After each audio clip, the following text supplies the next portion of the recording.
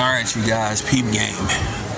I was just listening to basically some audio of Snoop where he basically was on a podcast. I recognize this woman. I done seen her floating around on a few podcasts. And, with that being said, I recognize her. But she pretty much talks about stuff really that I'm not really interested in. So, for the most part. But nevertheless, she had Snoop on there. And Snoop was talking about a variety of different things. But one particular subject they came upon discussing was basically the whole, situation with the people from the rainbow community. And basically he was saying, a few years ago, he took his grandchildren or one of his grandsons to see, I think Buzz Lightyear, if I'm not mistaken, I don't know. But nevertheless, they featured basically two women that had a baby. And, when kids get a certain age, they start asking certain questions about certain things that they have a curiosity about. We all go through that phase. I went through it.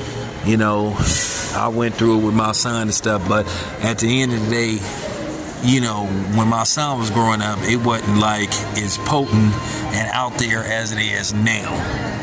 And then this where we get to the part where this gets frustrated, and then you have to say, okay,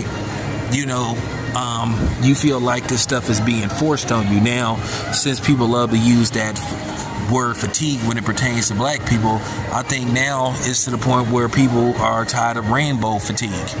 And the thing is, you can't have common dialogue with this group of people without them turn it into, if you don't agree with them, then you're anti this, you're anti that. Then they want to label you as being phobic and all that stuff. And people don't even know what the word phobic means. Phobic is basically a form of being scared. And there's nothing to be scared of, to be honest with you. The only time you should be scared of something is when they, when you feel like it's a threat to you. But they use that word to demonize you and basically, slander your character and assassinate your character. And I think this is why people get pissed off at them. Now, basically, he was saying the movie had some elements where it had two women that had a baby, and we all know naturally two women can't have a baby.